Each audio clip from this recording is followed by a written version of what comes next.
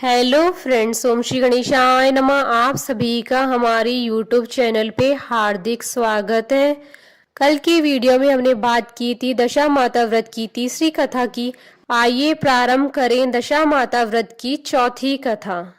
एक साहूकार था, उसके परिवार में 5 पुत्र और उसकी बहुएं तथा एक पुत्री थी। पुत्री का विवाह हो चुका था परंतु उसका गौना नहीं हुआ था, इस कारण से वह भी अपने माता पिता के घर ही रह रही थी। एक दिन साहूकार की पत्नी दशा माता का डोरा ले रही थी। उसकी बहुओं ने भी डोरे लिए। बहुओं ने अपने सास से पूछा, क्या ननद के लिए भी डोरा लेना है? सास ने कहा हाँ। इस पर बहुओं ने कहा कि उनकी तो विदाई होने वाली है, यदि व्रत से पहले ही विदा हो गई तब क्या होगा? सास ने उत्तर दिया, मैं व्रत का सारा सामान साथ में दे दूंगी, वह अपने ससुराल में पूजा कर लेगी। ऐसा ही हुआ। उसके ससुराल से लेने उसका पति आ गया। माँ ने बेटी को विधि पूर्वक विदा किया और उसकी पालकी में पूजा का सब सामान रखवा दिया। लड़की जब अपने ससुराल पहुंची तो उसे घर के आंगन में गलीचा बिछाकर बिठाया गया। आस पड़ोस की महिलाएं नई बहू को देखने आने लगी। सब उसकी सुंदरता और गहने कपड़ों की तारीफ करने लगी। किसी की निगाह उसके गले में बंधे डोरे पर पड़ गई। वह बोली, बहू की माँ तो बड़ी टोटके वाली है। सबकी निगाहें उसकी बात सुनकर उसके गले में पड़े डोरे पर पड़ी। सभी स्त्रियां डोरे के बारे में अपनी अपनी राय प्रकट करने लगी। शाम को सास, ननद, देवरानी, जेठानी, घर की सभी स्त्रियां भी उस डोरे की चर्चा करने लगी। सब डोरे की निंदा कर रही थी। सुबह से शाम तक डोरे के बारे में सुनते सुनते बहू का दिमाग खराब हो गया। उसने डोरे को गले से उतारकर जलती हुई आग में डाल दिया। डोरे के जलते ही सारे घर में आग लग गई। घर में रखा सब धन धान्य जल गया। सब आदमी अपने प्राण बचाकर घर से बाहर भागे। घर में केवल नई बहू और उसका पति रह गया, बाकी सब भाग गए। घर का सारा सामान जल गया था। घर में अब न खाने को अन्न था और न ही पहनने के लिए वस्त्र बचे थे, इसलिए दोनों पति पत्नी गांव छोड़कर रोजगार खोजने चल दिए। चलते चलते उसी गांव में पहुंच गए जहां की वह लड़की थी। लड़की ने अपने पति से कहा, तुम यहाँ भाड़ जोको, मैं भी कोई काम ढूंढती हूँ। पत्नी का कहना मानकर वह भाड़ जोकने लगा।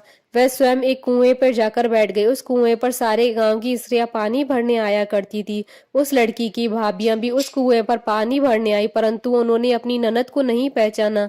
वह उनसे बोली, तुम तो किसी भले घर की लड़की मालूम होती हो, कुछ काम करना चाहती हो तो बोलो। लड़की बोली, काम तो करूंगी परंतु कोई नीच काम नहीं करूंगी। बड़ी भाभी बोली, हमारी ननद ससुराल चली गई है, तुम हमारे बच्चों की देखभाल करती रहना और हमारे घर से सीधा लेकर अपना भोजन बना लिया करना। लड़की इस काम के लिए राजी हो गई। लड़की की भाभियां अपने घर आई और सास से बोली, कुएं पर एक अनाथ लड़की बैठी है, वह हमारे घर रहने और बच्चों की देखभाल करने के लिए राजी है, आप कहो तो हमें उसे रख लें।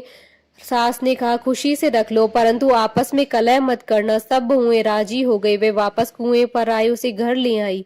वह अपने भतीजे और भतीजियों की देखभाल करने लगी और अपना जीवन निर्वाह करने लगी।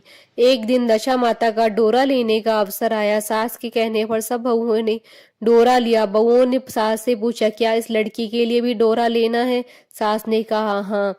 बहुओं ने कहा, इसी प्रकार आपने ननद जी के लिए भी डोरा ले लिया था, परंतु पूजा से पहले उनकी विदाई हो गई थी।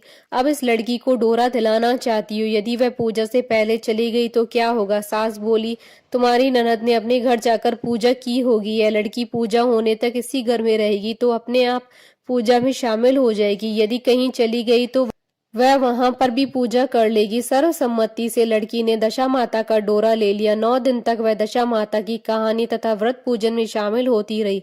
10वें दिन लड़की की माता व बहुओं ने सर से स्नान किया और घर में चौका लगाया तथा पूजन तैयारी करने लगी। लड़की बहुओं से बोली, यदि कोई पुराना कपड़ा मिल जाए तो स्नान कर लूं। बहुओं ने अपनी सास से पूछकर ननद की साड़ी उस लड़की को दे दी। अपनी पुरानी साड़ी लेकर वह स्नान करने चली गई। उसने सर से स्नान करके साड़ी पहनी और घर आ गई। घर पर पूजा आरंभ हो गई। वह जैसे ही पूजा के पास आकर बैठी तो बहुओं ने कहा, यह तो हमारी ननद जैसी लग रही है। इस पर सास ने नाराज होकर कहा, तुम्हारे मन में जो आता है बोलती रहती हो, पूजा के समय भी चुपचाप नहीं बैठा जाता है। चुप रहो, मुझे कथा कह लेने दो, तुम्हारी बातों से कथा में विघ्न पड़ता है। बहुएं चुप हो गई। घर की सभी स्त्रियों ने पारण किया, लड़की ने भी पारण किया। इसके बाद स्त्रियां एक दूसरे का सर गूंथने लगी। एक ने लड़की का सर गूंथना शुरू किया। वह बोली, जैसी गूंथ सिर में है वैसी गूंथ हमारी ननद के सिर में भी थी। सास नाराज होकर बोली, तुम मेरी बेटी की तुलना से क्यों कर रही हो। सास ने बहू को डांट दिया, परंतु उसकी बात मन में ही घर कर गई। उसने लड़की से कहा, आज रात में मेरे पास सोना। रात को जब बहुएं सो गई तो उसने लड़की से पूछा, तुम्हारे पियर में कभी कोई था। उसने जवाब दिया, मेरे 5 भाई और भाभियां थी, तुम जैसे माता पिता थे। उसने फिर पूछा, क्या हुआ। लड़की बोली, पियर में मैंने दशा माता का डोरा लिया था, उसके पूजन से पहले ही ससुराल के लिए विदा हो गई। ससुराल में पहुंचकर मेरे गले में पड़ी डोरे को देखकर स्त्रियां हंसी उड़ाने लगी। तब मैंने उस डोरे को आग में डाल दिया। उस डोरे के साथ सारा घर जलकर भस्म हो गया।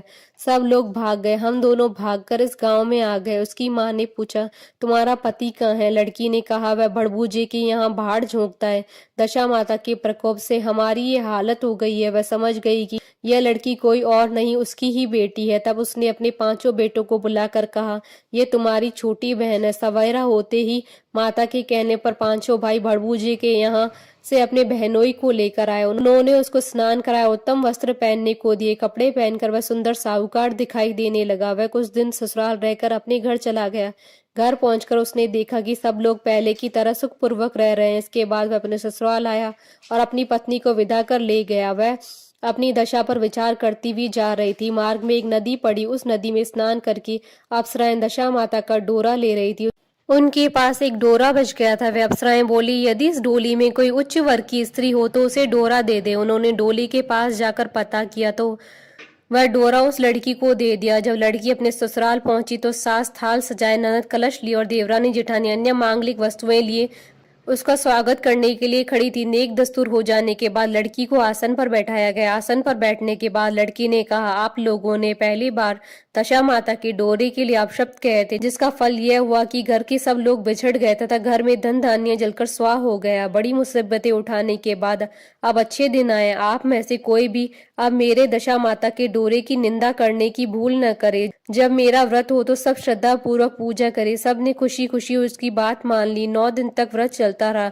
10वें दिन विधि पूर्वक डोरे की पूजा की गई। 7 सुहागनों को न्योता दिया गया, उनका श्रृंगार करके आंचल भरा गया। इस प्रकार दशा माता का पूजन समाप्त हुआ। जिस प्रकार दशा माता ने उस लड़की के दिन फेरे, वैसे ही सब पर दया करी। बोलिए दशा माता की जय। आशा करती हूँ कि आपको दशा माता व्रत की चौथी कथा का ये वीडियो पसंद आया होगा, तो आप इस वीडियो को अधिक से अधिक लाइक और शेयर कीजिएगा ताकि सभी भक्तों को इस वीडियो का लाभ प्राप्त हो सके। आप हमारे चैनल को सब्सक्राइब जरूर कीजिएगा अगर अब तक नहीं किया है तो, ताकि आप और हम कनेक्टेड रहें। साथ ही प्रेस करना ना भूलिएगा बेल आइकन को, जिससे नए वीडियो से रिलेटेड नोटिफिकेशन आपको तुरंत प्राप्त हो सके। ओम श्री गणेशाय नमः।